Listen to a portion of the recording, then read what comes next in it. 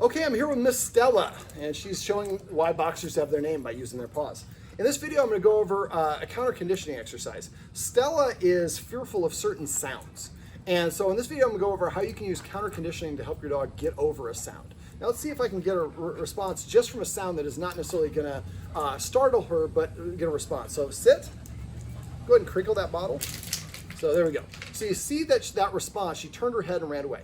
Now, I had the Guardian grab that because the Guardian actually uses water bottles or lets her play with water bottles as toys. So she heard that sound, in her mind, that's a classic conditioned response. I hear that sound and then I get to crunch this bottle and play with it.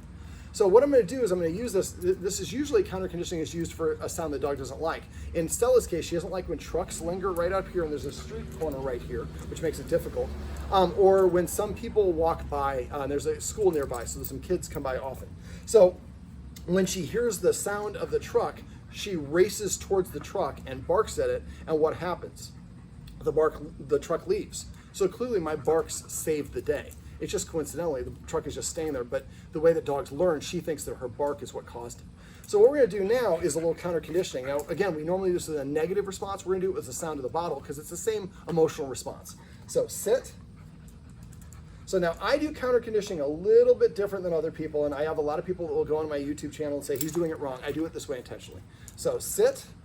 What I want to do is I want to give her the treat at the same time she hears the sound at first to get her from running away like she did before. So sit. All right, so when I nod my head, I want you to crinkle it one time.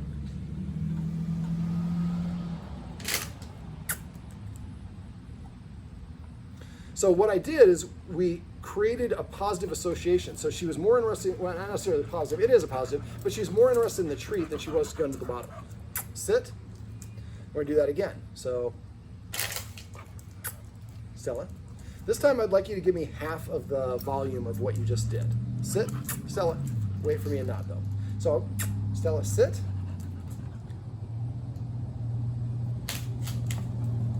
So it's still too much for her.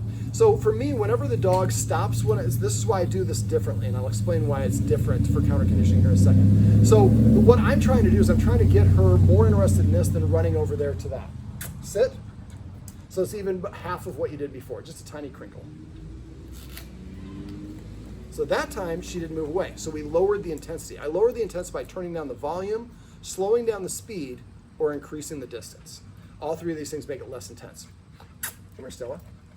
So that's the way I do it the first couple times. I do the reward happens first, then the stimulus, and this sound, in this example, the sound of the bottle.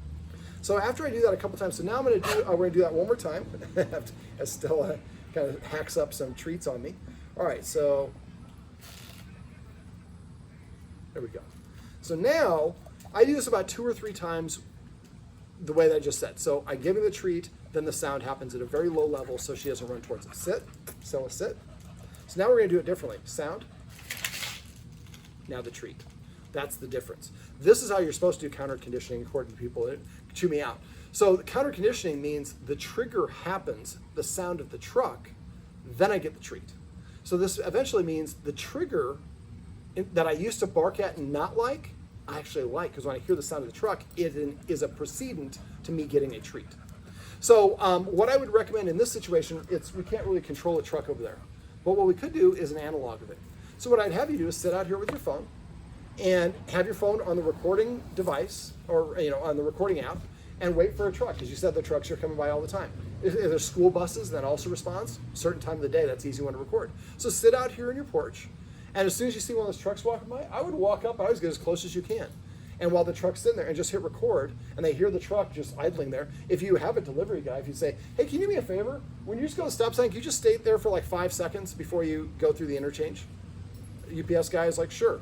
So you go over there and you're recording the sound of that truck idling, and you're right there, so the sound is the fidelity is really good.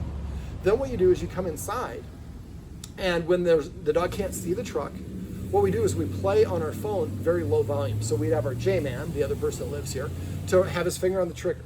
So the same thing, sort of thing. But this time we don't necessarily probably have to do the first step that I would do, that I did earlier, where we give the treat and then trigger the sound. You could if you need to. So if you trigger the sound and she goes towards it, it's probably too intense. So since it's a recording, I would turn the volume down.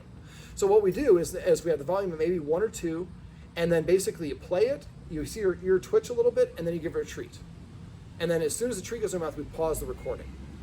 And then he starts it over again, and we wait, and then we play the recording, and then give her a treat. Do that about 5 or 6 times at volume level 1 or volume level 2. Until she just kind of sits there, she's more interested, she sits there and waits for the treat. Then the next time we do it, and I try to do this maybe 10 treats in a row. The next time you do this, make sure you do it in a different part of your house. Dogs don't generalize well, so you don't want to always practice the same area. So go to a different room, practice it, but this time instead of volume level 2, we go to maybe 3 or 4.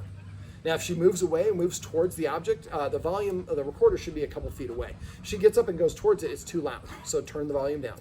And then try it again. Play it, and then give her the treat if she stays there.